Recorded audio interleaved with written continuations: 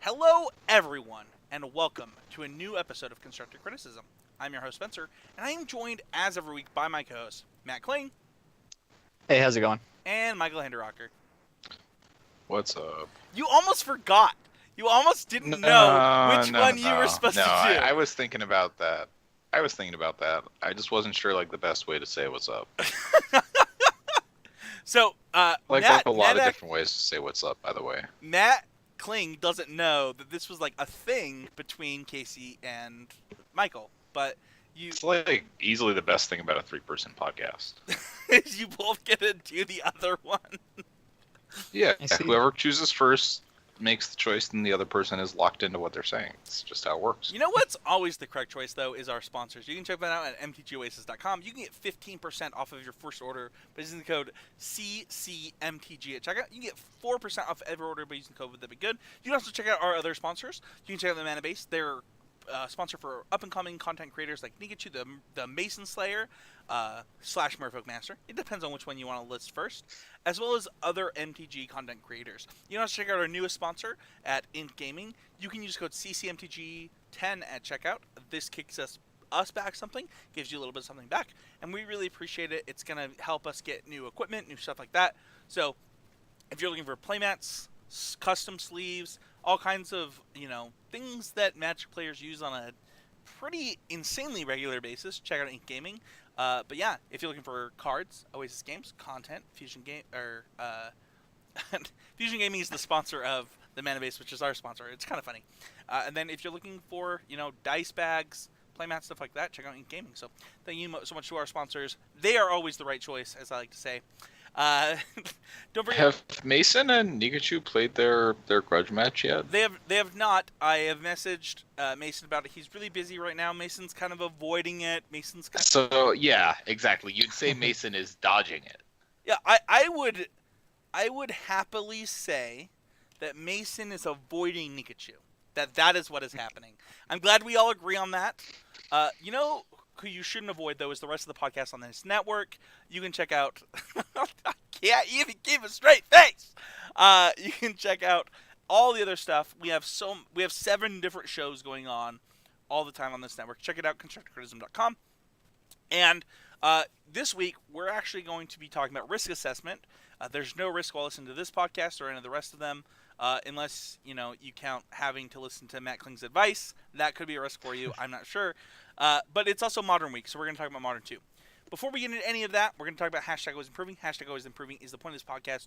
We believe if you're not getting better, you're getting worse, and we want to be doing what we can all the time to be getting better ourselves.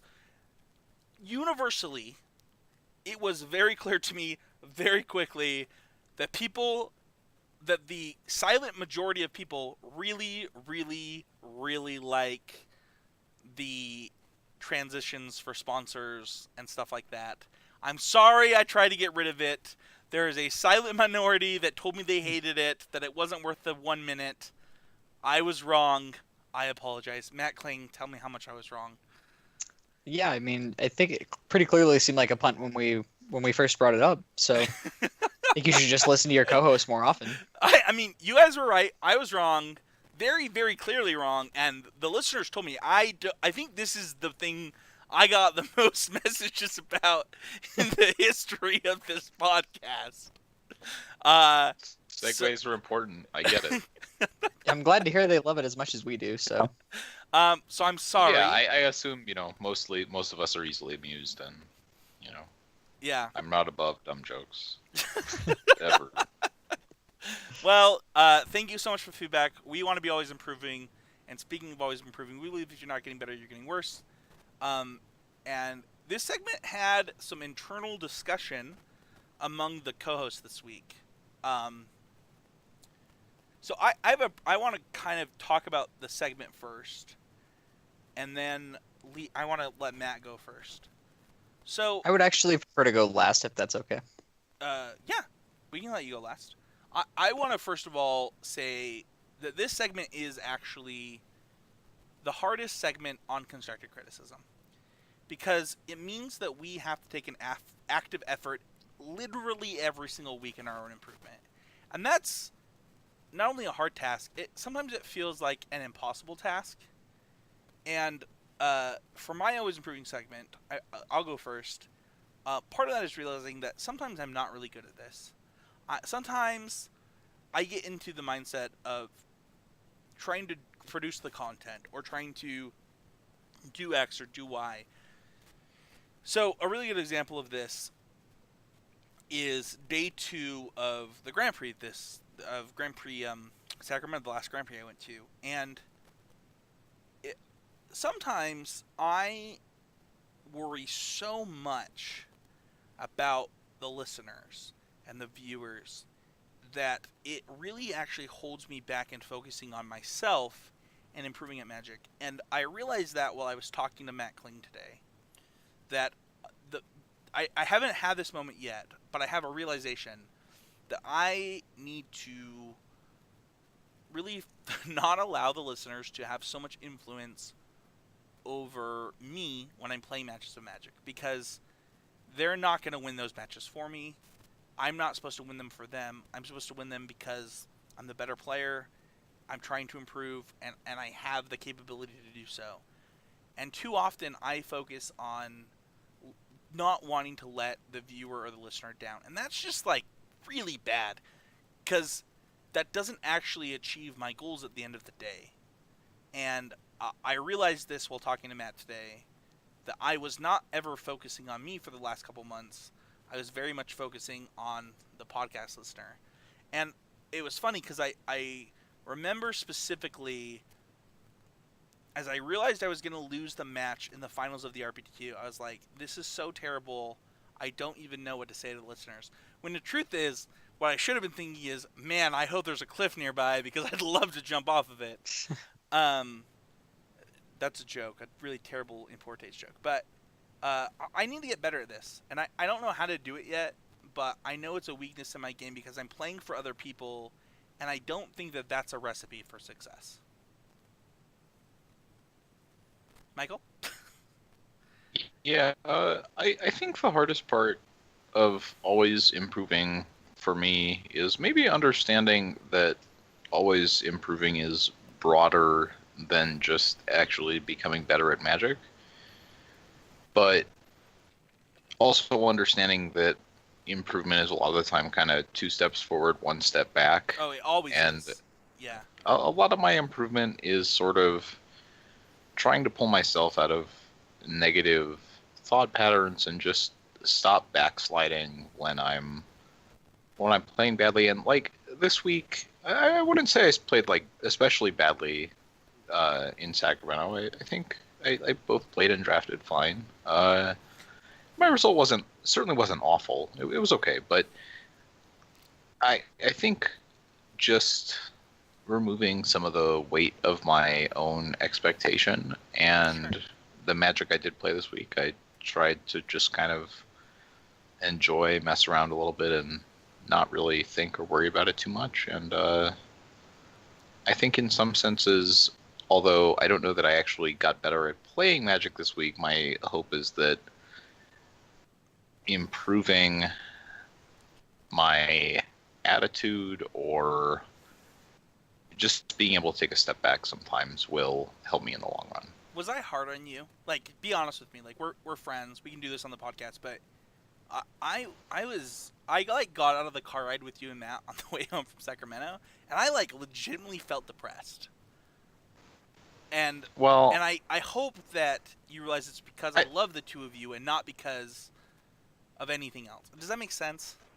Sure. I mean, I wouldn't necessarily describe myself as like depressed in general, but like sort of pessimistic in general. Sure. Not quite the same thing. I think they're not the same thing. I would not describe you as a depressed person. I do think that you are pessimistic about yourself specifically, and things that sure, can happen to you. But I think that's like often just those are genuine thoughts. It's not like something I have to lean into or whatever. Yeah. So, if sometimes conversations leave you or me feeling that way, that's not entirely surprising. That's Do you? That's just how it is sometimes. Do you think that that hurts you in Magic sometimes, or do you think that helps you in Magic sometimes? Like, how does that attitude affect you? It can kind of go either way, right? It can be a good thing or a bad thing. It keeps I you think humble. that That's just a nature of it. I think that's something, and I think that like that is it can be a positive, but being down on yourself can also work against you in the sense that it can be hard to be excited. It can just be hard to be excited about like the process if you're having a negative day or week or whatever. Sure. And the process is that thing, right? Like actually for both of us here, we're talking about our attitudes about the process. Yeah, I mean, I think getting better at Magic is mostly process improvement. Yeah, I think so too. Yeah. Matt Kling? Yeah, I mean, I definitely agree that, the process is the part of Magic that I mostly enjoy. So tournaments are, they come and go, and hopefully you do well at them. But if you can't learn to enjoy the process, then it's mostly pointless. Yeah. Why don't we talk about yours? Because you and I obviously had a long conversation today. Yeah, we did have a long conversation today, and so my always improving moment isn't actually so much about Magic as, and it's also not so much an improving moment as something I need to work on, but it's more of a life problem in that I really am not suited with mediocrity, and it's not even real mediocrity. It's my perception of mediocrity. Sure. If I look at my, my current Magic path and I look like I'm, with starting a year on a GP top 4 and then, grinding really hard for the 12 months, I'm probably going to get silver. And that's basically giving maximum effort. And it's really hard for me to find fulfillment out of these things because I consider them to be, mediocre things. Like I have a very all or nothing mentality. And it's been a struggle for me to find any happiness out of the things that I'm doing with that mentality. So it's something that I'm consistently trying to work on. It's definitely not a healthy attitude to have in regards to Magic or anything else. Sure. This certainly progresses to other parts of my life, and it probably actually comes from just my overarching attitude about everything in life, and just really presents itself in an obvious way in Magic. But can I give my thoughts on this subject? Is that okay? Yeah, I mean, that's fine. So Matt and I, this is hard. Matt Kling is like, for those who don't know, he's like actually probably my longest friend in my life at this point. Like, I mean, other than Manny, who I knew like in elementary school, I don't think that counts because of years of separation. But like, Matt Kling is like legitimately like one of my best friends, and when Matt, it's funny for me to listen to it because I am very jealous of Matt and Michael and Danny in a lot of ways, in that they can go to these Grand Prix. Like, they have this opportunity to play in 11 to 12, maybe even more. I mean, what did Danny said he played in 14 Grand Prix last year? You played in something close to that, Michael? Yeah, I have no idea the actual number. And to me, it's like, if I play in 7 Grand Prix in a year, like, that's a lot of Grand Prix for me. In fact, before last year, I think my total number of Grand Prix in my career was 7. And so, when Matt top-aided that Grand Prix, to me, like, in my head, I was like, dude, Matt's going to get silver. And what Matt is saying is, dude, silver sucks. And, like, it's just completely reversed for me. It's like, you have this amazing opportunity to get a foothold into the hardest part of Magic, which is getting on the train. And when you get silver, it's easy to chain silver, and then it becomes like your next step is to go up, right? And to you, it's like, I know I'm going to get silver, but I don't just want that. And right. I'm envious of that. It's like, for real, like, I'd give anything to be able to play in 14 Grand Prix a year. But I also understand that, like, we're in very different parts of our lives, and it's tough for me. Not tough for me in, like, just that I'm jealous of you, because I openly am jealous of you. But also, I don't know that there's a person who works harder and deserves silver more than you do. And to see you disappointed in that it's hard for me. Does that make sense? Well, I would say that the reason that I am disappointed in it is because I do work so hard for it, right? You Like do. I think that, and this is gonna sound weird probably to a lot of people, but I don't think that silver should be this hard. You know, Well, it's I agree with that. um, but it's just a problem with the way that I view things in general. Like Sure. I said, it's not even a magic problem. It's actually just a life skills problem. I Which have a is- hard time enjoying anything if I don't feel like I'm going to be the very best. Like, and it's very hard to find anything good out of that unless you're one of the very select few that are in the category of people that can be world class at something. Like there are probably 10 people in the world that I would want to be right now as far as magic goes. And that's just like not a bar that has that to be lower is than that attainable. for me. Like there are obviously, I think there's somebody the number, there 21 platinum pros last year, something like that. I think you can pull it up, but I would actually love to do a podcast specifically bringing on a bronze pro, a silver pro, a gold pro, and a platinum pro, and just talk about the grind, because it is not glamorous. It's super hard, and like the footholds to get from one to the next. Like, I remember Paulo got silver one year, right? And we actually had him on the podcast, and the difference between silver and platinum for Paulo was 4 match wins at different parts of the tournament. If he had lost in different rounds for 3 or 4 matches, he would have been platinum instead. And like, that's insane. Like, in a game like Magic with variance being so high, like that's just a huge, difference. You know what I mean? No, it's true. I mean, Magic definitely rewards doing well in streaks in that way, right? Like, Right. if you are winning a lot of matches in a row in a tournament, it's going to be much better than if you're, like going 8-5 or whatever, is not the same as going 13-0 in one event and then Right. X5 in another one. Right. You want to put your 12 wins together and your your 3 or 4 losses together as well. Yeah. Right. Really quickly before we move on from this segment, because this was like probably the most personal segment we've ever done for Hashtag is Improving. I have some goals around this segment after talking to Matt today, and we're going to improve this segment for both the host and hopefully the listeners. But in addition to that, I have... So, one of the really cool things about the change to the pro circuit is it allows you to start your track to the Pro Tour at any point. And I honestly really, really, really hate Modern and have no want to play in the Modern Pro Tour. I know this is sad for a lot of our listeners, but I'm just going to take the season off. I'm not going to play BBDQs. These guys don't need to play BBDQs.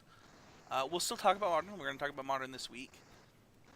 But I'm gonna start grinding again after this season. Enjoy football with my wife. Take some breaks. Get this situated as far as the network and stuff like that. But I just kind of wanted to mention that during the Always Improvement segment that I'm not doing Modern season, guys. Like, I got a lot of stuff on my plate, and I want to grow ConstructiveCriticism.com. And it's more important to me than qualifying for a Modern Pro Tour that I honestly don't want to play in. So this is a little bit derailed, but do you believe that the current system is better for you to not be able to play the seasons that you don't want to play? It absolutely is in one sense. So I'm going to lose pro points by doing this, but I don't think that they're pro points that are hard to get, right? So the pro points Right. that are hard to get are qualifications to Pro Tours. And that's when you need to start building, right? So I think I have 3 or 4 pro points right now, and because I'm not qualified for this Pro Tour, 2 are going to fall off in a little while, and then I'll only have 2, which means that I need a great season to get bronze either way, and I can just start to try to get bronze a season later and still have the other 2 pro points. Right. So I agree with that. If you're working off of a theoretical starting point, this system is much better for letting you take breaks.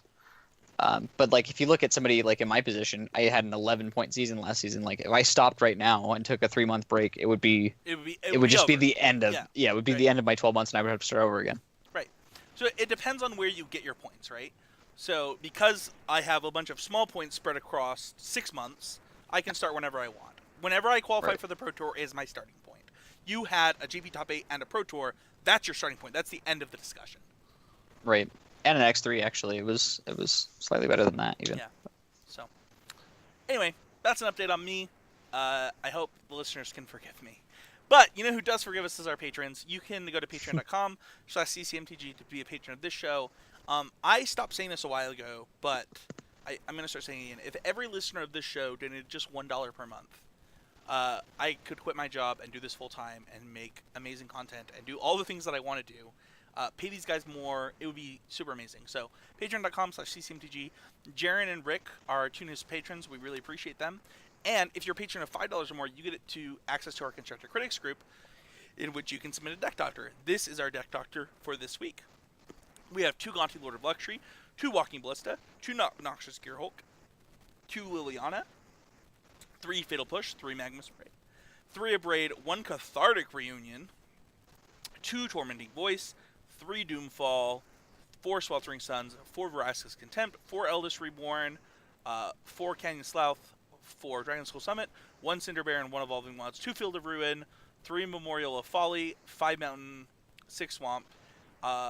The sideboard is 3 Shiners of Feet, 3 Duress, 2 Argyl's Bloodfast, 4 Glint Thief Siphoner, 1 Gonti, 1 Doomfall, 1 Argrath. So, before we get started, the player that submitted this, I believe they said they are 9-0 or better with this deck. They haven't lost, and they're trying to figure out if they found something, or if they're getting lucky, or if the players are bad. So I want to start by saying that I have not thought about doing Eldest Reborn plus Tormenting Voice Cathartic Reunion. I don't even know that I've even thought of that space. But what I have thought about is how good of a card Eldest Reborn is in Standard over the last 6 months. Or is it 4 months? How long has it been in Standard? It's probably about 4 months, yeah. Yeah, 4 months. Like, I legitimately, that card has been insane every time it's been cast against me and every time I've cast it. So maximizing that card in an archetype actually seems like a really good idea.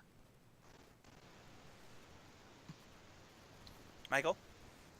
I think my biggest issue with this deck is probably just like it looks like you really lack ways to win. You just take your I opponent's don't ways to win. think. Well, I don't. So I mean, having Eldest Reborn is nice, but I think even if the Eldest Reborn are creatures, you only really have like Gontis don't really attack, Walking Ballistas don't really attack, Noxious Gearhulk kind of attacks. I mean, it You attacks just with, have a lot of stuff. it attacks with menace, You just right? have a lot of. Yeah, but it's relatively small. I worry about closing out games, and I worry that if your opponent is not playing a primarily creature-based strategy, you almost can't win. Additionally, I think I'd like to see some Aether Hubs if you're going to sideboard Glint Sleeve Siphoners. Sure. I think those I are agree with that. sort of free than most people seem to think they are. I actually was going to suggest moving Glint Sleeve to the main. It allows you to kind of offset the thing that Michael's talking about. So one of the things that you think about here is I need some kind of early pressure against decks that aren't creature decks because I'm going to lose the long game against them. So I need must answer threats. And Eldest Reborn and Liliana are a great start to that, and even things like Cathartic Reunion and Tormenting Voice are a great start to that, and Gonti. But the problem is that those are actually backups to the things that you actually need. You want a turn 2 Walking Ballista or a turn 2 Glint Thief Siphoner to actually push yourself over and present your give yourself a threat density plus some card advantage. Matt Klein? Yeah, I mean, I agree with Michael a lot about the fact that your non-creature matchups are just going to be tough. Looking at the deck list now, there are roughly 20 something cards that I would want to side out against control. And even if your 15 was all that dedicated to control, which it looks like most of his sideboard is, it's still not possible to actually side in that many cards. Yeah, that's actually why I think that you should main deck a lot of the cards that you are boarding in regularly anyway. Right. That's certainly a good point. If you did main deck the Glint Sleeve Siphoners, it would actually make it to where you don't have quite so many bad cards in the main deck. I don't actually believe that that's going to help your control matchup as much as you would like in the main deck, because honestly, the cards you're going to be drawing are going to be more spells that don't do anything. So it's not going to matter how many cards you draw if you only have 3 cards in the deck that actually have text. But I do think it will make your post board matchups better. I'm a little surprised by your 20 number, because like when I'm looking at this, I'm like, man, these like 3 Fatal Push plus 2 Magma Spray is a lot of 1 mana removal. 3 Abrade, 3 Doomfall, 4 Sweltering Suns is like a lot of quote-unquote big removal. How do we fix that? And like when I look at this, it's like I see the Sweltering Suns, the Magma Sprays, and the Fatal Push, and the Abrades. Is like I'm close to 20 as well. Oh, why don't you guys talk about that? I'd love to hear your guys' cards here. You're gonna have to cut Gear Hulk's Fatal Push, Magma Spray, Abrade. I think that Cathartic Reunion against permission-based decks especially has to get cut. Right. And then you're going to cut all the Sweltering Suns, some of the Vraska's Contempts, and potentially some of the Eldest Reborns as well. Right, that was my thoughts as well. And I'm not even 100% sure that the Tormenting Voices are what I'm interested in. Like in the game ones, it can be fine, because you're discarding like your actually dead cards. Your bad cards, yeah. But in post-board games, when you're discarding real cards, it's actually a huge liability against anything that's playing any kind of counterspell. So I guess my bigger question looking at a deck like this is I'm not really sure why I would want to play this over something like Grixis Energy. Yeah, so it's about like where does this mid-range deck fit against other mid-range decks comparatively in the metagame? Well, if I was more excited about Sweltering Suns, I think I would be more excited about this deck. But if you're not pretty high on Sweltering Suns, I kind of question why we've gone down this straight red-black road. And I just wonder how often Eldest Reborn is really going to be better than the Scarab God. My guess is not very often. Or Nicol Bolas, for that matter, right? Well, it at least does something different than Nicol Bolas. Like being removal, and then it can... And then it does the same thing, and then it can be whatever you want it to be. So here's my thing. I'm not opposed to red-black mid-range decks. I don't prefer them. I usually think that red-black and blue-black mid-range are missing something that either green or blue offers them. Because you are, like, I look at this deck, and my biggest thing is, like, dude, you have turned Cast Out into, like, the best card ever. Like, you can, like, Cast Out is actually insane against you. That's a problem. And that's my biggest fear when I play a deck like this. We have a local player who loves to play decks like this. His name is Shaddy Badder, and he's got a bunch. I think he's got 1 GP top 8, been to a bunch of Pro Tours. And I always, every time I look at a deck list he sends me, I'm like, dude, you have activated people's cards in a way that they don't dream of them being activated when you play a brew like this. And that's my biggest fear. I don't mind playing a mid-range deck that needs the sideboard to be to control, but what I do mind is, like, playing a deck that turns people's medium cards into great cards. Sure. I mean, I don't mind playing a deck that needs to sideboard against control either. I've played that several times, but what I do try to do is keep it to where there are 8 realistic cards that I need to side out against control. Sure. And if I'm going above that, I really have to be sure about my metagame call. You know. Yeah, I think we all have the same takeaway here then, which is you need to adjust. I would probably play all the Glint Sleeves main, probably 1 Bloodfast main, and then ask myself why I'm not playing Scarab God. Like legitimately, even if I'm just playing Grixis midrange that's not energy, why am I not playing Scarab God? Like, what is the actual reason other than the fact that I want to play red-black? And if you don't have a good reason... Well, looking at it right now, I would assume that the main reason to not play the Scarab God is because you get access to Field of Runes and Memorial to Folly. Whether that's something you're interested in or not, that seems like the main incentive to play red-black specifically over Grixis. Okay. And I don't Just know what think targets Field Field of Ruin Ruin has is right now. good. It's got Search for I- Azcanta, right? I mean, if people are playing control decks, which look a lot less popular lately, I I mean, don't know. they certainly do. I don't know. I think if you're playing for Sweltering Suns, I just can't imagine that being the right number of Sweltering Suns basically ever. Well, That- so I the agree with the things that I like about this deck are if you are playing in a somewhat fairly aggressive metagame, this deck is probably a house. Like I Right. can easily imagine going 9-0 if you don't play against a card or a deck with the card disallow in it. Sure. Or like yeah, or a that's problematic enchantment, like something like Anointed Procession or Argyle's something weird, right? Bloodfast. Yeah, or Bloodfast. Yeah, that would be another one that would be a huge problem. Well, I actually think that you just have a problem with enchantments in general. Like, Well, that's what I'm saying. Yeah. yeah, like Yeah, I even mean, it's just- that's red-black. Sarkhan's whatever, right? Is like kind of a beating. Yeah, It I don't kills think you all could of do your it yeah, with Sarkhan's creatures, feeling. and Yeah. then like also just kills you. Right. Yeah. Anyway, that is gonna be it for the deck doctor. We kind of ragged on your deck. Sorry, Colton, but hopefully it was helpful for you. But also, if you prove us wrong, just prove us wrong, man. Just like go win some tournaments with this thing. Like if it's actually great, like we want to know. Like we're not above being wrong. So, all right, let's go on to the power rankings. Everybody on the show, you want to talk about the meta game and what it's shaping up. So I did power rankings for specifically the SCG, and I actually really kind of hated them. So what I'd like to do instead is I'll get to why, Matt. Okay. Because I appreciate that. no, like it was.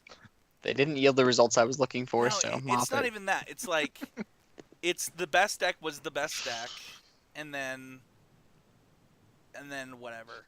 So here's I want to talk about my take on Modern, and then I want to go over MTG Goldfish because they actually have the leagues plus the Classic plus the Open.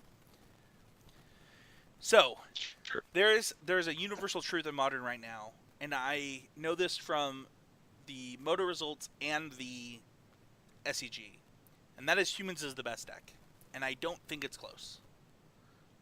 Agree or disagree, Matt? I mean, I was just talking to Michael about this earlier today, and I think that Militia Bugler added a huge amount of game in your bad matchups with humans. I agree. So I can easily see it being the best deck right now. Michael? Yep. But this had a way. I mean, I think what this actually. So humans is like obviously a good choice, but what this actually really means is you should never play Jeskai Control again. Yeah. So, speaking of which, I want to talk about something. So, on MTGO, the third and fourth deck are Jeskai Control and Blue Eye Control.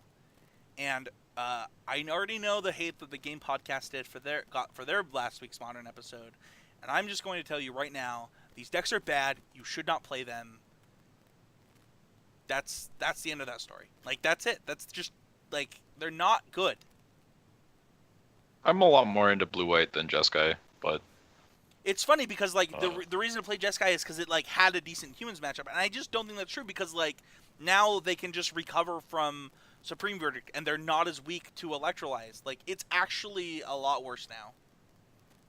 yeah, I definitely agree that Jeskai is probably just has.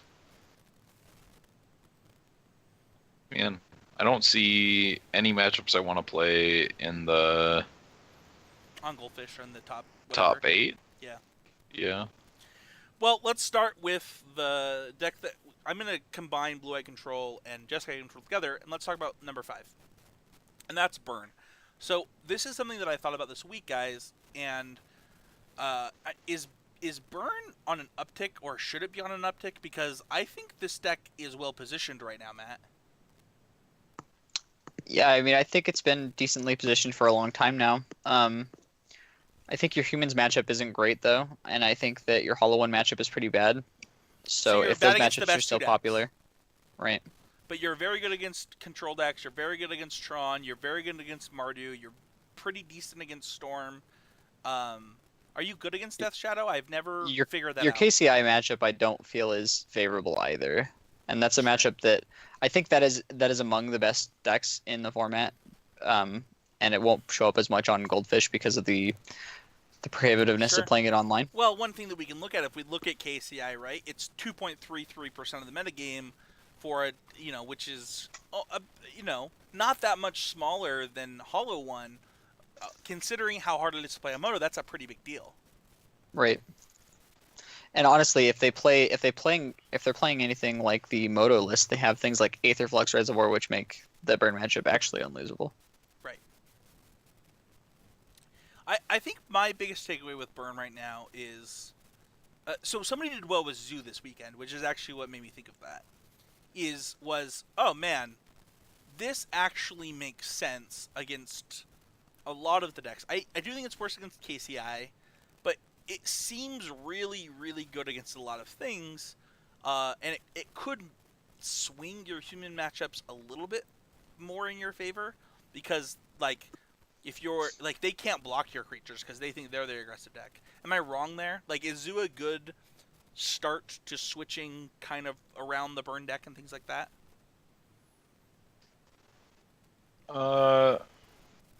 I would lump Zoo into the category of humans for people who hate themselves. Okay. So, Like, It's interesting. I think that Wild Nacatl is probably pretty good against humans, but I do too. That's why I thought it. the rest of it seems kind of medium. But it's just most of I the burn think cards, Path right? Bolt is good against humans, but Right. I think that the rest of the deck is just actually nonsense in that matchup, and Wild Nacatl is probably the worst champion of the parish of all time. Like, Okay. I think But basically, you can beat Champion of the Parish. Like, you have removal for Champion of the Parish. sure, sometimes. But I also think that in like every other matchup, you basically aren't playing any disruption at all. Like, this is the kind of deck that looks like it could basically never beat KCI. Okay. So where do You you just guys... like 0% in that matchup. I think that being Zoo makes you worse against KCI, like, by a pretty significant margin. I agree with you. I don't know... I don't think you could beat a combo deck, basically. At least most of them, yeah. I mean, it depends on, like, what your sideboard looks like. So let's go back to Burn for a second. Where does Burn sit in the format for you, Matt? Like, is this something that, depending on the meta, you're willing to pick up? People are going to their modern PPTQs right now. Is Burn a good choice? Yeah, I honestly think Burn is just a decent choice for any PPTQ level event. It's actually just almost no matter what the field is, it's not going to be impossible for you to chain enough wins together to win a PPTQ. And it's just a reasonably powerful deck. It will steal wins against its bad matchups by just being super consistent, whereas a lot of its bad matchups are slightly less consistent. Anything that's going to try to kill you before turn 4 is not going to do it super regularly. So you have great matchups against any of the decks that are trying to go long, because they have to beat every card in your deck, and it's just not realistic. And then you can just get there against your bad matchups because they just fail to function in some way. Yeah, if you're going to play Burn, I would play Ensnaring Bridge in your sideboard 100%. Dude, I agree. I would 100% probably agree. play 3 copies. I think I would play Relic over Rest in Peace, and if you are a psycho and expect a lot of combo, you can try Scab Clan Berserker. I would just recommend... Or Scab Clan Mauler? Yeah, What's that card called? I would just recommend checking out Berserkers. Why the Scab Clan Berserker? SCG Modern IQ in Toronto list that took first. It's got basically all of what he was talking about.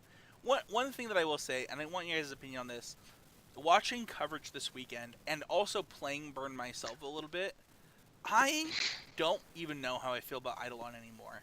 The format has kind of changed to the point where I often wonder if my Eidolons hurt me more than they hurt my opponents at this point. And Wow. it happened on coverage a lot, where it was like, I wouldn't man, say that that Eidolon that's true. is bad for that Burn player. There are certainly matches where that can be true, but I wouldn't say that it's in the majority, right? Like, it's obviously still going to be great against Mardu. It's going to be great against KCI. It's going to be great So- against... It's just the best card in your deck by like a lot whenever you're on the play in any matchup. Tell me about Right. that. Anytime you're going first, that card is like about 100 times better. I would strongly consider siding it out in the draw in All of most the every matchups? matchup. Okay. Yeah, but I'm into it enough that like, I mean, talking about like, if you want to beat KCI, I would be like sideboarding in Scab Clan Berserkers in that matchup and keeping your Eidolons all the time and like going super hard on some of that kind of stuff. But I think that Eidolon, whenever you're going first, if your opponent is going to have to actually cast, like if the best possible sequence for them, if you go like Goblin Guide into Eidolon and their best possible sequence is kill your Eidolon with a spell and then play another spell, like if they're not able to do that, if they just have to play to the board or something along those lines, they're going to lose basically every single game. Okay. I- That's good. I- I do I don't think know. that most of those games that I was watching where Eidolon was unimpressive, I can think of one specifically where I'm pretty sure they were on the draw against. I think one of them was against humans, and I was like, "This Eidolon is terrible." And then, Yeah, Eidolon is just really hit or miss against humans because of Aether Vial. Yeah. okay, And Reflector Mage, you have to be just a little bit careful about getting overloaded on sure, creatures in that Okay. matchup in general. cool. That was actually helpful for me. I hope that was helpful for the listeners. Let's move on to Mono Green Tron. This deck is one of the boogeymans of the format. I hate to bring it to people. It's not getting banned. Stop asking for it to get banned. It has no reason to be banned. Karn is ugly. It's whatever. It's It's fine. like it's just this is like He's asking for not- the Splinter Twin ban all over again. It's like this Well- deck does well X% of the time. Here's the thing. I actually don't even know that I would go as far as to say that Mono Green Tron's gonna get or not gonna get banned. But I would say that it's not gonna be intentional. It's gonna be like collateral It's damage. gonna be we're banning Ancient Stirrings from something Right. else. They Yeah, won't Ancient ban Stirrings- Ancient Stirrings specifically for that reason because it's in too many decks. I also think that Ancient Stirrings is just like really cool for deck building. Like I understand that there are decks that use Ancient Stirrings with like this is the best draw spell of all time, but it's like also they had to build their deck in a specific way to make that happen. Let's talk about where Tron sits in the metagame though. I would say that the cost is getting too low and the reward is getting too high for Ancient Strings. That's all. Fair enough. They could also It's just certainly unban towing the line. Preordain, and then people can stop complaining about not having cantrips. Anyway, let's talk specifically about Tron in the metagame. So, I learned a few things this week watching coverage. One of them is that I don't think Wormcoil actually can attack. I don't understand not having Emrakul in your 75. And any deck that is not specifically playing two Dismembers in the main deck right now, I don't know why. Why don't you guys kind of touch on those 3 points for me? Let's start with Emrakul. Does Emrakul attack in this deck? Or sorry, not Emrakul, Wormcoil. I mean, certainly Eventually. when I was playing it before, it was definitely attacking most of the time. I've been trying to play this deck in some time now, but I don't see any reason why it wouldn't attack. I mean, Reflector Mage obviously will often bounce it back to your hand, and that's kind of a disaster. But aside from that, what Reflector do you Mage is think? probably the reason to attack with it, right? Like, I mean, I think Spencer's talking about electing not to attack. Yeah, I specifically saw multiple turns where players elected not to attack, and I was like, I actually agree with that. Interesting. I mean, the secret really is that once you get to the part of the game where you're playing the big stuff, Right. your opponent is mostly dead and you're trying to play around very specific, like, multi-combinations of cards, and a lot of the time the only way you can conceivably lose is, like, some absurd, like, Right. Thalia's Lieutenant chain where you get caught up trying to race it instead of just block, and even a Reflector Mage isn't close to good enough because next turn you have O-Stone, and the turn after that you have Ulamog, and Yep. the turn after that you have Ugin and Karn and, the third Wormcoil engine at the same time. Let's talk about the second point, which was Emrakul, the Promised End, in the sideboard. A lot of decks were playing this in the main for a minute. It seems like most people have moved it to the sideboard. Where does Emrakul, the Promised End, belong in Tron, and why? We'll start with Matt. honestly don't believe that you need an Emrakul the Promised End. I think it's fine if that's something you want to do, but there's no matchup where I'm like, I definitely need a Mindslaver in this matchup to win. I think that Ulamog mostly does a better job all the time. I think that your Emrakul the Promised Ends are going to cost 10 plus mana almost 100% of the time. So I think that. Well, actually, Michael, go first, and then I'll give my thoughts. Well, I mean, I guess it's probably pretty good in some of the control matchups, but I'm with Matt in that I don't think this card is bad, but it seems like pretty similar to siding in third Ulamog, which sounds mostly fine in the games you expect to go really long, and it's a card I just don't have a lot of feeling about either way, which I assume is basically how Matt feels.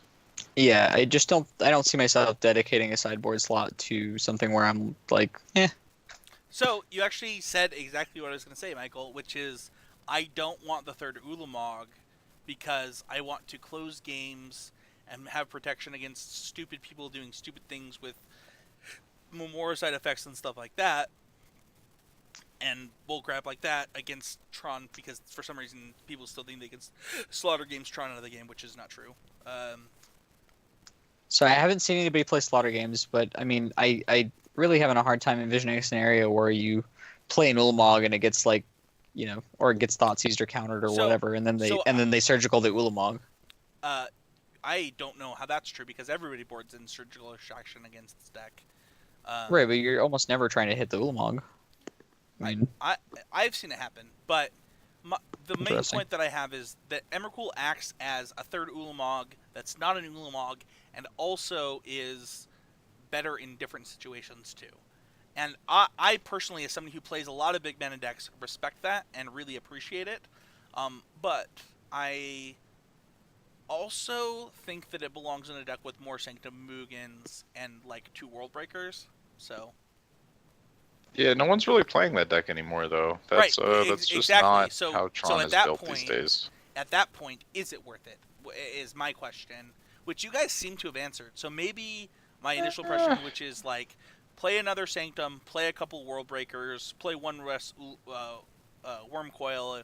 Maybe my impression is wrong. I don't play a lot of Tron, so I would be way more into cutting World Breaker and never playing that card again than I would be into adding more of them.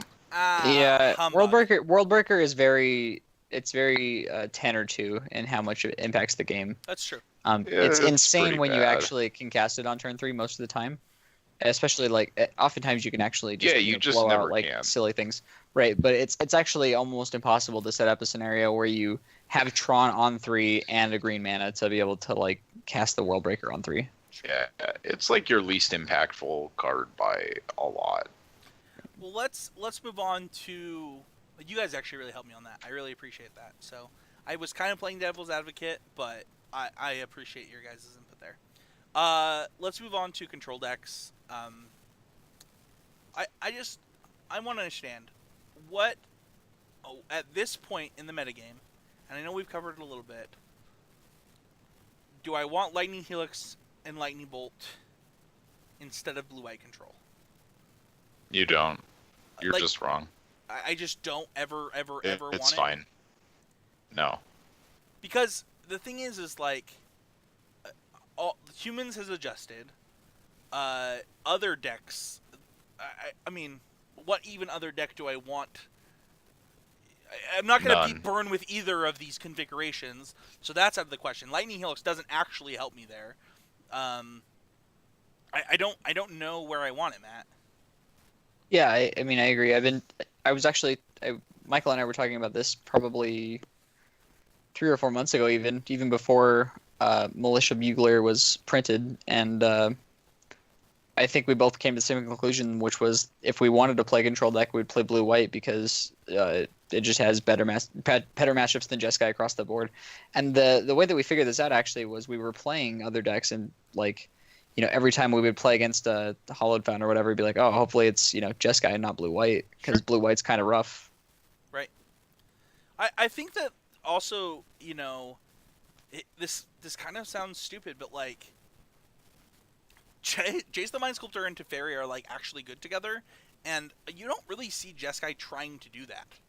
And Blue White actually does a good job of doing it. Yeah, so in my opinion, there are exactly 2 reasons to play Blue-White, and you don't get to do either in Jeskai. The 2 reasons you could possibly be interested in playing Blue-White are because you get the Field of Ruins for free, Sure. and because you get to play Rest in Peace, Damping Sphere, and Stony Silence in your sideboard, and you don't get to do that in Jeskai. That's fair. All of that is fair. I know that if things work out and I get to go to GP Detroit with you guys, I'm probably just gonna play Blue White. So, like, it's not just that it's better. I honestly think I've thought about this a lot since you guys asked me to go to Detroit with you. But there's just not there. I look at a Jeskai list and it's like, okay, so I have EEs that are better. When do I want that, and why do I want that over the Wrath effects that I can already play, such as Terminus, Supreme Verdict, stuff like that? Is Wear Tear that much better than the other things that I could be doing in White? And I certainly already know that I don't want Lightning Helix. It doesn't actually help me. And because of that, it's like, do I actually need a Snapcaster or Burn Plan? Because it seems kind of bad. So that's my thoughts. Yeah, I think the secret is just really that Snapcaster Mage is not that great. I don't think it is in It's Modern. fine. I agree. It's fine in these decks, but it's not especially insane. Like, you're not usually going to win by attacking with it, and if the only way I can win by attacking with it is to add a bunch of lightning bolts to my control deck, which like don't really go along with the other things I'm trying to do. I don't really know. Like, you sort of go down this path where it's like, okay, so I have to cut Rest in Peace from the sideboard, which is like probably the best sideboard card. Right. To play more Snapcaster Mages, to play burn spells I don't want to play in the first. Yeah, I agree. It just takes you down a path you don't really want to go down. So, all right, let's move on to Black Red Hollow One. Black Red Hollow One is Hollow Boys, as people like to call it. And here's the thing, guys, is I believe this deck is completely figured out. I believe that there's not actually flex slots, and I can't decide if that's a good or a bad thing. Yeah, I think it's pretty evident at this point that the at least the main 60 is just basically figured out. Like 59 of the 60 are in 100% of the lists. Is that good? Is that a good thing for a deck, Matt? I think it's like both good and bad, right? It's bad in that it doesn't have any flexibility if the metagame changes, but it's good in that the list is much more tuned and optimal than most of the lists you're going to be playing against. If you play against a list that is built for a metagame that is not the one that you're playing, then it's going to be an advantage for you because your list is very well tuned. Sure. Michael, any thoughts on that? I would say at this point probably the biggest disadvantage of something like Hollow One is just that it's such a known quantity that I think you have slightly less games where your opponent has really misevaluated what the games are going to look like in boarded configurations, for example, just because things are mostly solved. I also don't really love your humans matchup with any configuration of Hollow One, and if that deck swings around to be back on top again and Jeskai gets kicked to the curb, I think Hollow One loses a little of its luster. Yeah, I think so too. I agree with everything Michael just said. I honestly worry about this deck. I don't think it has room to innovate in a format that's currently being slightly innovated in, and I worry about that. That being said, man, like, the number of games that you just get people with this deck is a lot. Like, people like to complain about, like, the bad side of the variance with this deck, but I actually think that your deck is built to maximize on the good times too. And watching that on coverage was pretty evident. Yeah, it's definitely very, very powerful. It's one of the few decks where I don't think. I mean, you obviously have good and bad matchups with it, but it's not nearly as polarized as most of the decks in Modern, where you're like, oh man, if I hit this matchup, it's like, 20-80. And if I hit this matchup, it's like 80-20. You have a lot of very close to the middle matchups because of how explosive your nut draws can be. Cool. Right. The flip side being that you also, like, even in your better matchups, can the deck in general, more of your matchup variance comes from just mulligan variance than from actual matchup variance. So, before we talk about the number one deck, I want to talk about something really interesting. So, right now, with 16 decks presented, we have Bant Spirits, Affinity, Infect, Ironworks, and Dredge. How many of these decks do you think would have been on our power rankings this week?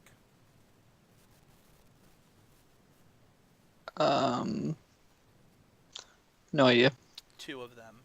Or with almost Infect being the third. Affinity and Ironworks actually did well enough that they would have made the power rankings, and Infect would have just been short. I want to talk really quickly about these decks because they're like a spectrum of 3 decks that attack the metagame in interesting ways. Affinity is a go wide deck that can play the long game. Infect is a combo deck that really punishes people for not interacting on their axes, and Ironworks actually is the same, as well as no. I don't actually know that anybody actually prepares for Ironworks, which is kind of a problem, and I actually don't know the correct way to prepare for it. I want to talk about these 3 decks in the form of, is Modern too open right now that these 3 decks are something you really should be thinking about, including Infect, to be honest, but also Humans, Hollow One Control, Mono Green, Burn, and Mardu are also all decks that you should be worried about. Like, are there too many good decks at this point? I think it's pretty much the same as it has been. I don't think it's possible to prepare for all of them. So you try to choose the ones that are going to be the most popular that week, and you try to. How do you know? How do you know to when get there. Affinity and Infect are going to be the decks? Well, I think that the secret is that Affinity and Infect might be the decks that win an event, but they're never going to be the most popular decks. Agreed. So my take is that the better Humans is, like, this has just been sort of the recent trend in my mind, but the better Humans is, the more predictable the metagame is, because people will try to prey on it in the same way. And the way that Humans, like the kind of matchups that Humans is just very consistent. It does mostly the same thing every game. I think it's just like a relatively low variance deck in general. And I think that for better or worse, it is very much a matchup deck. Like, if you play the matchups you want to play, you're going to win very easily most of the time. And if you play the matchups you don't want to play, it's really tough because fundamentally you're just playing a lot of bears. Yeah. I want to wrap this up with Humans. I'm just going to do some rapid fire questions. I think that everybody understands. We're all on the Militia Bugler being good plan, so check that off. Avacyn's Pilgrim over as like a 5th No. hierarchy. No from you, Matt. Yeah, I'm gonna go with no. The correct number of Thalias and what split, Michael? Sorry, what do you mean in what split? So some old lists had a 3-1 split with the 3-mana Thalia. Almost all of them universally just do the 2-mana one as a 4 of now. Yeah, never any 3-mana Thalias, only 3 2-mana Thalias. Okay, Yeah, so I agree you're with that as well. against 4 as well. Yes. Okay. How many Phantasmal Image and how many Buglers, Matt? So I haven't gotten a chance to play with Militia Bugler yet, but I would assume that you probably just want 4 of them. And if that has to cut into the Phantasmal Image slots, that's fine. I think you could play as few as 2 or 3 and as many as 4, depending on what your slots look like after the Buglers. But my intuition would be, if I need cuts, it's fine to cut some Phantasmal Images. That's my opinion too. I think that Bugler actually allows you to play less of certain types of effects. So like you get to play 3 images because you have Buglers, you can find them. Same thing with Reflector Mage, same thing with different effects. I actually disagree with these guys. I saw Avacyn's Program in a few lists and I really liked it once you played more Buglers. I could be wrong. That's just my thoughts. I think you should play 4 images and 3 buglers with the 4th bugler on the board. Interesting. Good take, Michael. That's our hot takes for humans. That's it for Modern this week. A little bit different segment for the Power Rankings. I actually wanted to go into decks specifically. Please give us feedback if you want us to go back to specifically over our lists, stuff like that. Let us know. We'll do the things that are most helpful for listeners. All right, no deck of the week this week. We're going right into our training grounds. This week we're talking about risk assessment. Guys, this is a topic that we talked about in the car, and something that I think that I personally have a really hard time with. So if we look up the definition of risk, super high level stuff here, the noun is a situation involving exposure to danger. Well, the danger here is losing, guys. And I need to, in Magic specifically, we're talking about I'm going to do this thing that either increases or decreases my chance. If I'm on the right side of it, I have a better chance. If I'm on the wrong side of it, I'm probably going to lose. Right? That's a pretty basic definition of what we're talking about. Correct? Yep. Michael? Yep. Okay. So now that we got that out of the way, let's talk about the types of risk you might take in a match of Magic. This is actually something we kind of talked about in the Deck Doctor a little bit, and that is main deck and sideboard decisions. What kind of risks do you take on when submitting your deck list according to your main deck and sideboard, Michael? Well, I think that deciding that you're really gunning for specific decks over trying to submit something more well-rounded, I think potentially ignoring really problematic matchups to make your good matchups better, assuming that you're going to need to mostly fade your bad matchups to win an event anyways. Things along those lines. There are all kinds of things that go into deck construction, but there are all kinds of decisions you might make that could have consequences, good or bad, depending on how things break for you. Matt, one of the other ones that we have here is a risk you might consider taking in Magic is playing into open mana. What does that mean? Well, playing in open mana means that rather than holding your spells to try to make them burn the mana, as it were, you'll play, Glint Sleep Siphoner either into a counter spell or removal spell and effectively allow your opponent to use mana. And obviously that's a hyper specific example, but Sure. What about? But that's the general idea. Michael, you kind of touched on this when you talked about ignoring matchups, but what about the risks you take on by just acting like your opponent doesn't exist at this point? I need my opponent to this happens pretty often when we get really late into a game where we're I need my opponent to go brick, brick, brick for me to win. So I'm going to play according to them going brick, brick, brick. What kind of a risk is that? Well, I think it depends on sort of how you've evaluated the game state to that point. And I think a lot of it, in Constructed, you generally are basically going to know the exact composition of your opponent's deck in every single game you're ever playing. So I think in those contexts, a lot of it is just kind of thinking about what cards you can beat, what you can't, what it would make sense for them to have, and trying to, always play around the most you can, but sometimes the most you can play around is nothing. Yeah. Yeah, I would say that in those scenarios specifically, it's actually the easiest risk to take because there's no risk, right? Either they have nothing, in which case your play is the best, or they have something, in which case you've already lost. Yeah. The reason that I did this last is I want to backtrack because I actually think that these risks are in a very specific risk order as far as types. Because I'm not bucketing these into specific risks, but it's when you have no outs, or when your opponent having a card means that you're going to lose, there's very little risk there, right? It's yeah, I'm going to do this, I'm going to shove in, because if I don't shove in, I'm going to lose anyway. And then you have playing... I think... Oh, sorry, go ahead. I think the nuances with that are just making sure that you're accurately assessing the situation, Absolutely. Right? Absolutely. I agree. And no, like Michael said, it's funny because he said in Constructed you will know, but you actually have to have done the study. You actually have to know in order to be able to even make that assessment of that risk. The next one up was playing into open mana, right? And this is a type of risk. It is I'm going to do this. I'm going to sequence my cards in a specific order to either to maximize my percentage points here. And that can be all kinds of different ways. But that's kind of like a medium level risk that it is your job to evaluate throughout the game, every game. And then you have that top level, which is just the baseline. Like, I'm spending a deck list, and what level of risk am I willing to assess before I play my first game of Magic, right? And there are 3 very different types of risks when you look at them. But all of them happen every tournament in Magic, right, Matt? Like, we all do all of these things.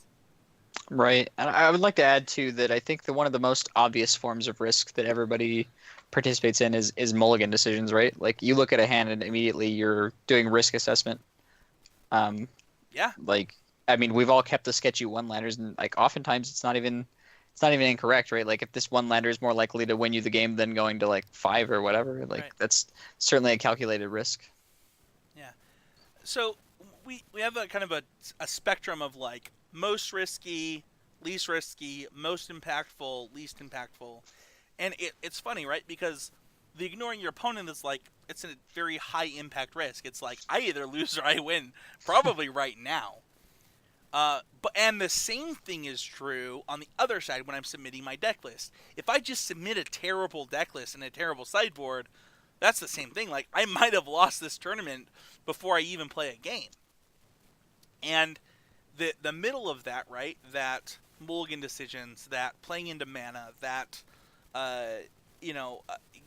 trying to guess what my opponent has, right, that middle part is where the most fluctuation happens. And it's our job to understand, like, the amount of risk that we're willing to take on and how we evaluate that risk. So let's talk about some of the keys to making those decisions. And the first thing that I put here is, what does this risk that I'm taking do to this game? Matt, what I mean, you talked about mulligans, right? Like, you talked about those one-landers. Like, what impact do the decisions that you make impact this game, and how do you evaluate individuals' decisions according to that? Hold on, you're gonna have to try that question again. Sure. It was convoluted, so I apologize. It's okay. No. So we have we have a risk that we're gonna take, right? Whether it's playing into our opponent's mana, whether it's a mulligan decision, how do you look at it? And I think that the first thing you do is like, how important is this game to me, which should be a lot, but also what does this decision do to this game if I'm wrong, or if I'm on the wrong side of it, or if you Sure. kind of get where I'm going with this? Yeah, I understand where you're going with this. And so here's the thing. I think that every risk assessment, it should really be taken into the context of which one gives you the best percentage to win, and almost nothing else should be factored in. And figuring out which one it is actually one of the hardest things in Magic. But you should never... It doesn't matter if you lose this game right now because of a risk you took, or if you lose the game in 30 turns because you didn't take the risk, right? It's all about making the highest percentage play all the time. I think people have a hard time of grasping that, Michael, where they actually don't understand, like, the number of times I heard somebody said, I was up a game, so I did this mulligan decision. I'm like, why the heck did that matter? Right. Like, I actually remember having this discussion with somebody on the Facebook thread at one point. it is just like, that doesn't matter at all. Like, your job is to win the game in front of you. Why does anything else matter at that point? And I think people have a hard time associating, like, they either decrease or increase their risk factor according to circumstances outside of their game. I think that's true sometimes, and I think that probably the most challenging thing in making all decisions in general, I mean, not even just Magic-related decisions, just decisions, is you're sort of trying to wait out what you think happens when you either decide to do something or decide not to do something, right? Dude. So you're looking at this as I have a chance to like play a creature, and if my opponent has an Essence Scatter, how bad is it for me? Right. If they have a Harness Lightning, how bad is it for? So say you have a Rogue Refiner, right? And now if they have an Essence Scatter, it's different for you than if they have a Harness Lightning. So based on, maybe on turn 2 you're just not going to, but you say, okay, so based on the number of copies I would expect of Essence Scatter and of Harness Lightning, I think they're this, I think basically if they have Essence Scatter, it's really bad. If they have Harness Lightning, it's okay. And if they have nothing, it's great. So am I supposed to play this? And I think that like the hardest thing about decisions is envisioning all of the things that can happen to you based on the decision you're making. So when you're looking at like a hand with few lands, for example, I think that it's poor to think about it in terms of if I get there, this hand will win. If I don't get there, this hand will lose, and try to break those into percentages. I think like you need to be more specific than that, and a lot of the time that involves thinking about, okay, so let's say I'm on the draw and I mulligan to 6 and I have a 1-lander and a scry.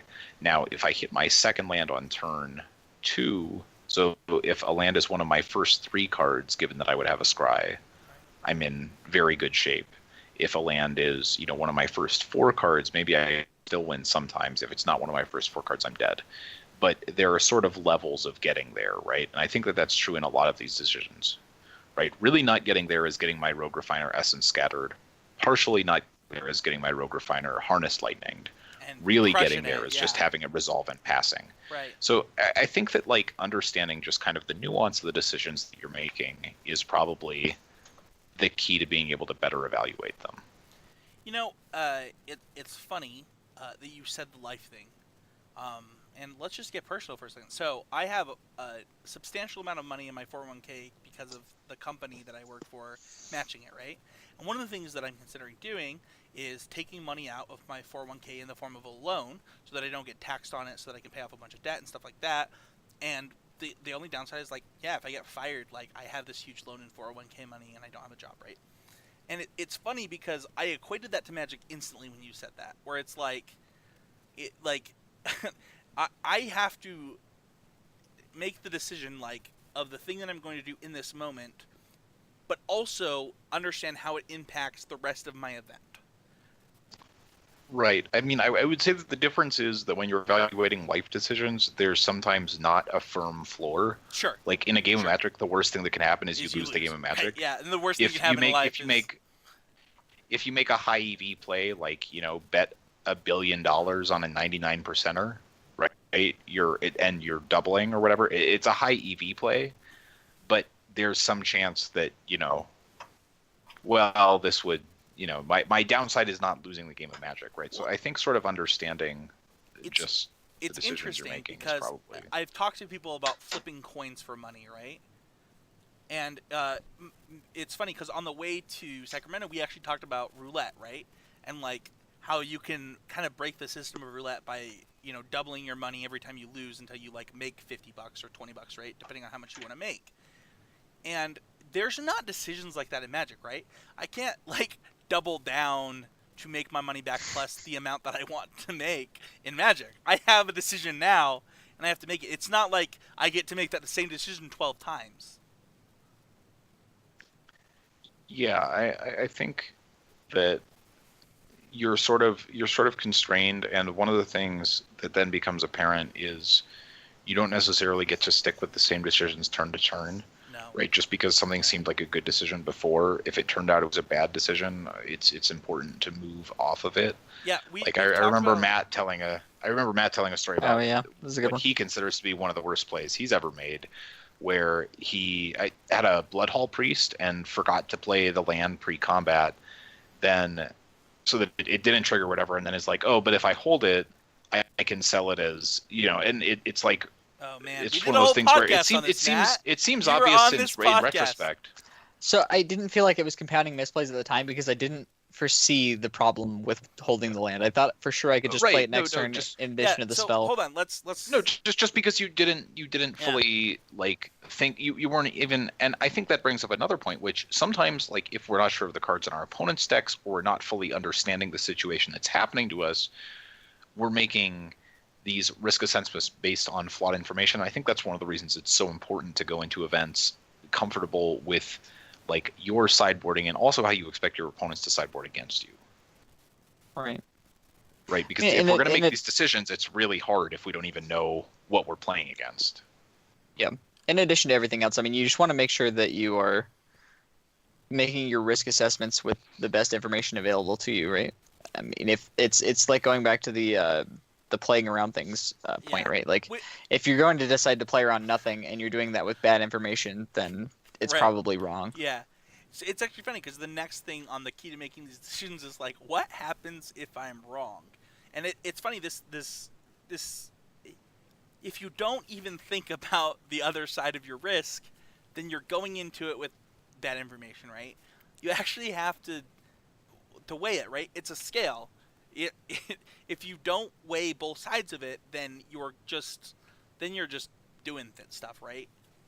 Right. Well, so I think risk assessment specifically is a slippery slope in that way, because risk assessment can be very difficult if you are emotionally attached to the game, for one. Like Right. you're a lot less inclined to take risks that you should be taking if you're like, terribly worried about losing this game of Magic. Right.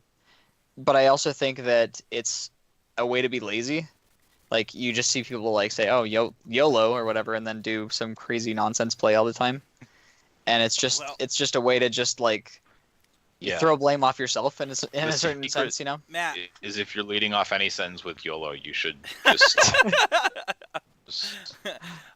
Matt, do you remember? I think it was you, I, and Casey. We were all watching this match between two players we know, where I think it was a green-red devotion mirror, where I think they both had like multiple dragons and a Xenagos in play for like multiple turns. And neither of them was willing to take any risks. Like, I think it had been like 7 turns in, and neither of them had made an attack. Neither of them had activated their dragons because they were Stormbreath dragons. And it was like, after the game, we asked both of them, like, what were you waiting for? Like, what were you playing around? And they're like, I don't know. I didn't know what he could have. And it's like, that's not true. You can just easily deduce what they have by what they're doing. Right. Well, I mean, you're also playing the same deck, right? There's presumably Right. a limited amount of cards. Like, there are only 3 flex slots. It's Right. probably not that hard to figure out. And it's funny that people, you talked about that emotional investment, right? And some people get so trapped in this moment and this thing that they're unwilling to like kind of take a step back and be like, what am I playing around? Like, what is the risk to me doing this? And they get trapped in this cycle of like preventing themselves from losing rather than making steps forward to win, which is part of risk assessment. I was talking to you, Matt. Oh yeah, I mean, I think that it's easy to get emotionally attached to any game of Magic, right? Like, you just get to the point where you're like, this is the one I need to win for whatever reason, and it's like when you hear people say like, yeah, you could make this play in testing, but could you make this play in the finals of a Pro Tour or whatever with everything on the line? And it's true. It is harder for some people to make that play when there's like a huge weight on this particular game, but it's still something you need to be able to do, right? Like, it's going to lead you winning more games of Magic if you can sort of separate the fear of loss out of it. I think in addition, one of the things that you probably need to be aware of to some extent is like the level of your opponent. I distinctly remember watching Alex play against Jon Finkel in a game where Finkel managed to put him on exactly the card that he had based on Despite the way not he had knowing played that this over a card couple of existed? turns, despite not actually knowing the card in the set, and then asking Chris Pikula about it, and Pikula telling him that no one would ever play that card, and then Alex had it and blew him out with it. But it was just one of those moments where you're like, can you tell this story? I don't know this story. so we're playing Team Sealed in Louisville. This is probably like a year and a half ago now. And Alex is playing, he has like a Toppelgeist. He's like some blue-white, really medium deck. And Jon Finkel is playing like it's like green-blue or something. It's a Eldritch Moon limited. And Alex has a Toppelgeist, and I can't remember what the interaction is going to be with, but he has an Essence Flux. And it's like, based on the way he's played this game, he has a way to flicker the Toppelgeist in his hand. And he just like says this out loud as they're playing, because he's just like, he's just called shot, he's 100% sure. And he's like, I can't think of a card that does that. Chris, do you know a card that does that? And Chris is like, just immediately snaps off, oh yeah, Essence Flux does that, but that card's unplayable. He definitely doesn't have Essence Flux. And Alex is sitting there with Essence Flux, and he like, I can't remember, it was something with he waited on a clear shot or something, because it would be like better if it was during. Sure. Sure. There was some better time to wait to, but he could have like done it when Alex was tapped out and he didn't do it, and then got blown out by an Essence Flux. Okay. That was basically the gist of it. But it was one of those things where it made me sort of appreciate that at some point,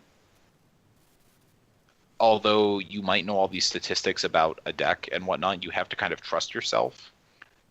And ultimately, if based on what your opponent is doing, you really think they do or don't have something.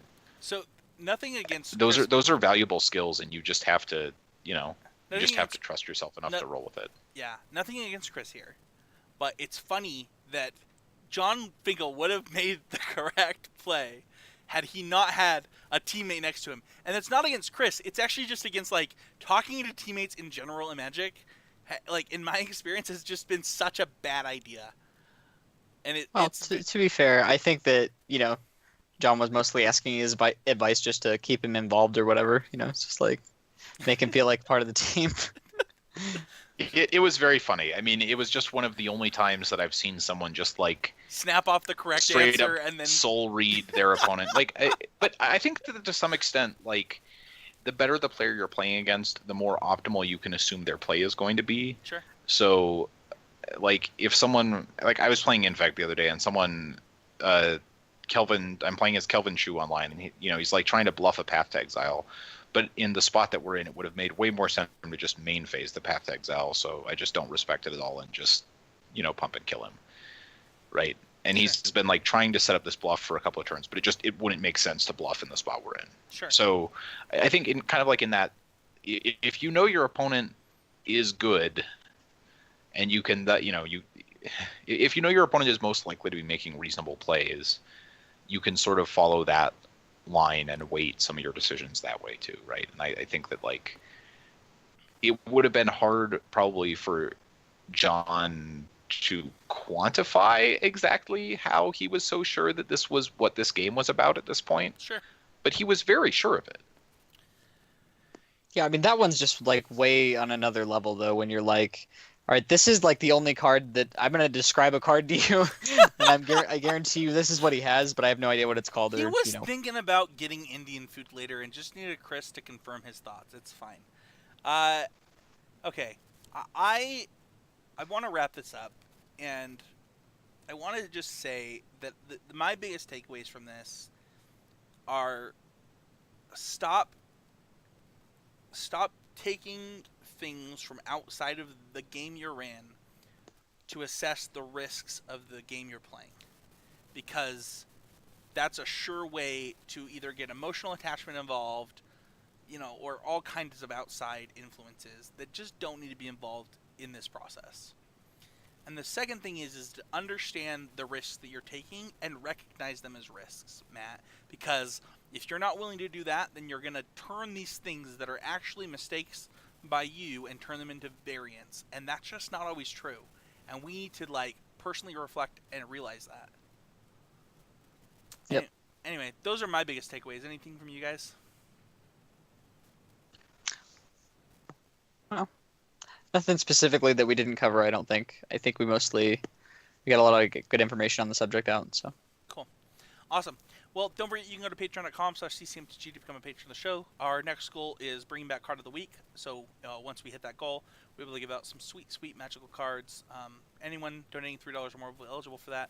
Bring back Card of the Week, talk about a card each week, and give out some number of them at the end of each month. You can find me on Twitter at SpencerH. You can find Matt at The Witch Cling. You can find Michael at MagicMikeMTG. You can find the podcast at CCMTG. You can join the conversation by going to Constructive Criticism Family on Facebook. If you're a patron of $5 or more per month, you can join the Constructed Critics group, where you can see all of the terrible decks I test for the RPTQ, and then the terrible decks that these guys test for Pro Tours when they're qualified. You can join the Discord.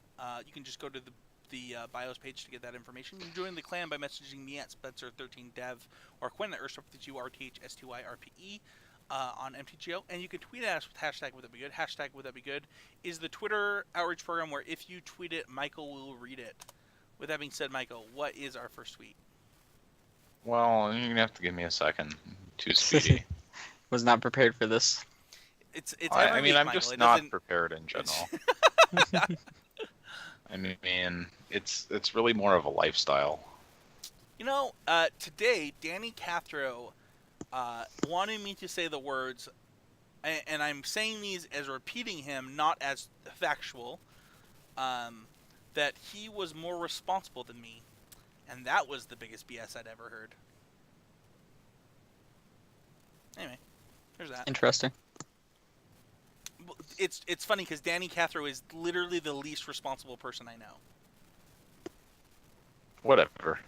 I like Danny. I mean, I love He's Danny. probably more responsible than me. Yeah, I think he might be more responsible than I am also. I don't think that's true. I think you guys are giving Danny a lot of credit. Danny's one of my favorite people, but he is the most seat of your pants living person I've ever met. I mean, it's That true that doesn't he mean doesn't they're have he doesn't have a plan most of the time. I don't disagree with that. Those are not the same thing. Yeah. Okay. That's mostly how I feel about it as well. I think Danny lives by 5-minute segments. That's what I aspire to do. So I believe that's true of you, Michael. With that being said, what is I our don't first? know where we're starting. That's the problem. Yeah, so let's start with. Oh, we have 2 weeks worth of them. Let's just start with the 19th. Let's start with Adam Spain says when you pass to burn at 3 life and they have a lethal back. Wait. And have lethal back the other way if they whiff. And it's just a gif of somebody just sweating, literal just water. I mean that's just a. Nah, every time I do that against burn, they whiff, so I don't sweat anymore. Yeah, there you go. Burn never has it. What is Somehow, I know that sounds Must be unbelievable, nice, but man. Must be Burn nice. never has it. I beat Burn every time we get in that spot. All my losses to Burn, I lose a lot harder than that. All right, what's up next, Michael? Josh tweets first PPTQ of the season in 7 rounds. Welcome to Iowa Magic. What's next tweet? He wants scaling invites for PPTQs. This is the worst idea I've ever heard. I'm not even going at Josh on this. So modern PPTQs are going to be large, and they're going to probably have a 20 to 25% increase in player base.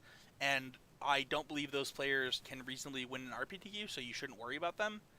And just get over it. I don't know what to say. If we're to the point where we need to scale invites to PPTQs, we should just get rid of PPTQs. If stores can't handle the space, you can't handle the rounds and the time, then clearly the system is flawed and we should fix the system, not or get rid of the system. There's the idea of scaling invites is, in my opinion, legitimately the worst idea in the world. I'm not even I actually hate it. Seems a little bit exaggerated, I- but I'm gonna submit a list of things that are worse than that Please to you don't. for I consideration. really- I can direct you to Donald Trump's Twitter. I knew somebody was gonna say that. I feel like this is a trap, but I'm going for it. Hashtag with the good hashtag GPSAC. What is happening here? Oh man, this is a deck with a Sarkhan, a Rupture Spire, and dragons of every color. Yeah, this is how we do. I gotta know what this. They're playing Chromium the Mutable with a total of, if you're counting Sarkhan, I think 4 black sources and blue sources. Yeah, Lander, you gotta let us know how Total? this turned out. Did you crush it? Andrew says day 16, continuing to work on the CCGG website. Sweet. Uh, I know this is what I want to do. I don't know. I don't care if it's good. I'm in.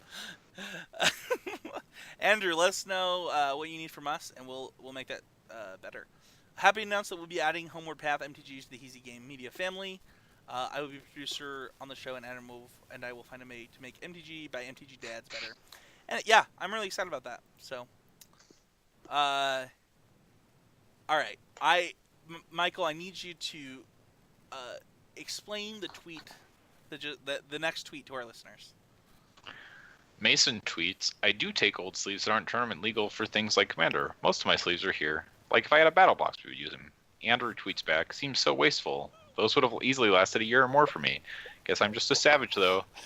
Mason tweets, I guess I'm normally playing in longer events like a PvQ or a Grand Prix, so that might be the reason the sleeves aren't lasting the same amount of time.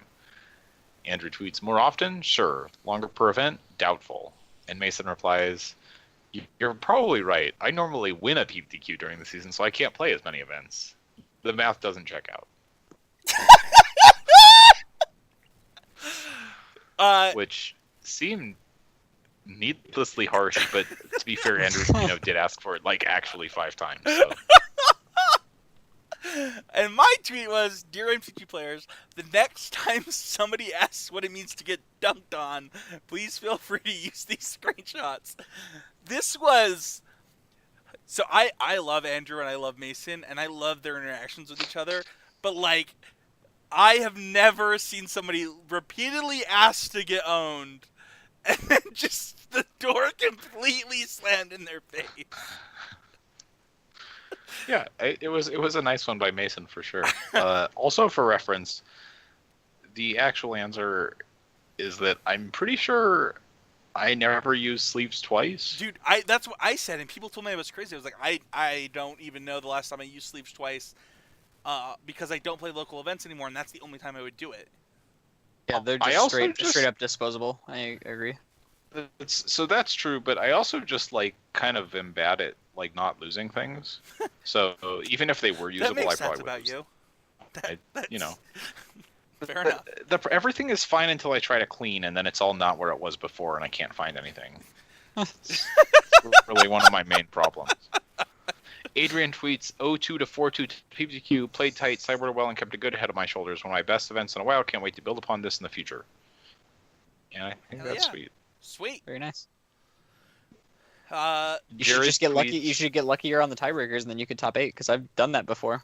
Just like 0-2 and then 2 to Wait, 4. didn't Matt... yeah, Hold 0-2 on. to 4-2 If top we're 8. talking about lucky top 8s, Michael Hinderrocker literally got a bye in the last round of a tournament to top 8 it.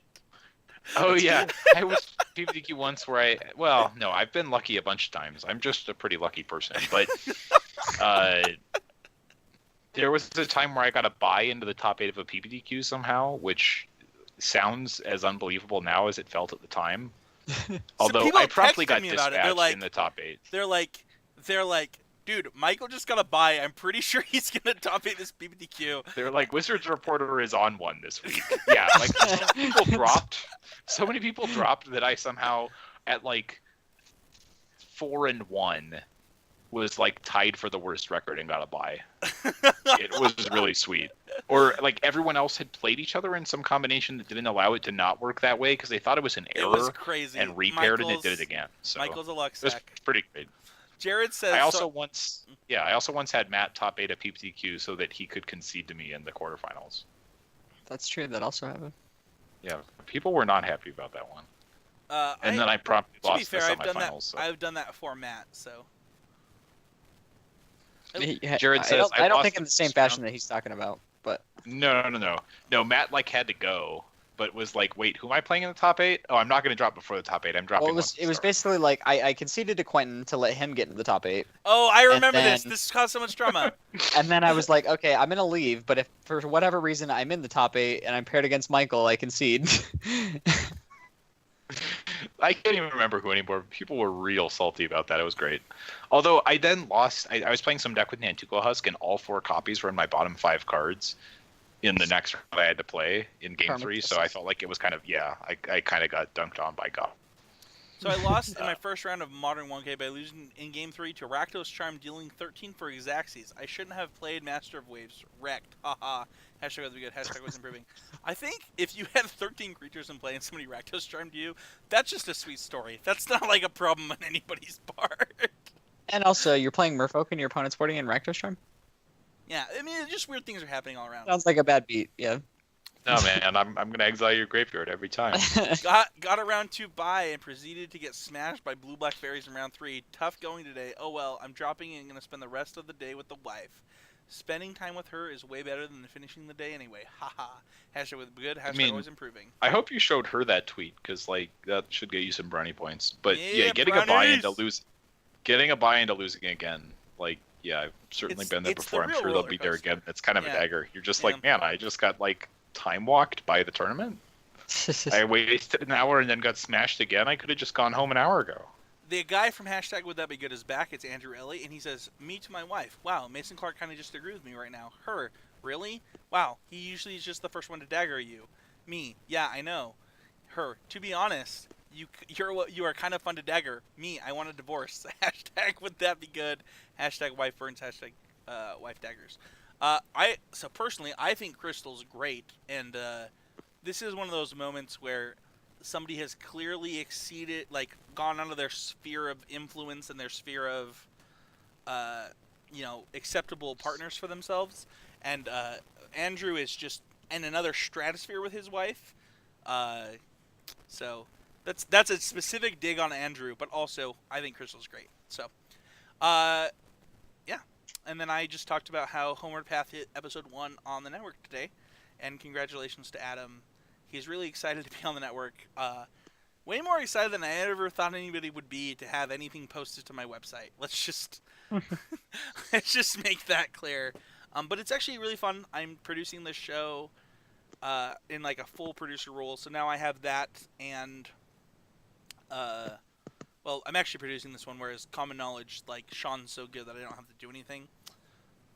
And I'm sure Adam will get there one day too, and I'll have to do nothing for either of them. So it's really cool. I'm really excited. Matt, what did you learn this week? Well, I learned a little bit about risk assessment, but I would say mostly earlier today I learned how to do a little bit of self-evaluation like we were talking about, and further learned that in the actual Always Improvement segment. Michael? Yeah, I mean, I think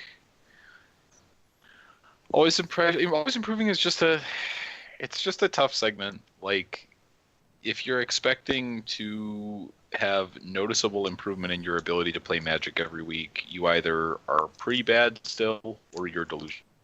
So, I think that the truth is that if you're not Paulo Vitor Damarosa, Owen Turtenwald, Reed Duke, Hugh Jensen, John Finkel, and then maybe 6 other Magic players, you're probably just bad at Magic anyway. And the truth is that some percentage of the time, those players are bad at Magic, and that's saying a lot. Like, the number of times that Paulo has told me, like, I was a dum-dum and made this stupid play. I think even this week on his podcast, he talked about, like, the situations where he gets in where he, like, makes a decision, does this thing, and then he realizes, I thought about this decision, like, 10 minutes ago, not really 10 minutes ago, but, like, 30 seconds ago. I don't know why I made this decision, even though it was something I already thought about. And the truth is that Magic is hard. And if your goal is to be #always improving, then you have to recognize who's opening booster packs and what are you opening. Oh, it's not a booster pack. It's just a wrapper. All right. Well, I wish it was a booster pack. If your goal is to be always improving, you have to recognize that, like, that's a constant thing. It's not sometimes improving. It's not improving when I want to be. It's literally, I'm doing this thing, and my goal is to always be getting better. And kind of like Matt said, sometimes part of getting better is realizing, man, like, I was really crappy at Magic this week. Like, real, real bad. And yeah. no, go ahead, Michael. I know. I would just say, improvement is not it's not very linear. It's really not. Sometimes it seems like it's going to be easy forever, and then you get out of that sweet zone and things get hard again. Exactly. If you're not getting better, you're getting worse, and sometimes you're just getting worse, man. Like, you have to accept that sometimes the getting better part doesn't happen. And we as hosts of this show, we're going to get better at that. So thank you, everybody, for listening this week. I hope you guys who are watching the video enjoy the video, because I got feedback that we wanted those back. And, still hope the production value was where people want it, and the changes that have been made in the last couple months are good. Thank you, everybody, for listening, and I'll see you guys all next week. Thanks. See ya. Dude, I don't have my glasses on. I literally can't see the stop button. Nice.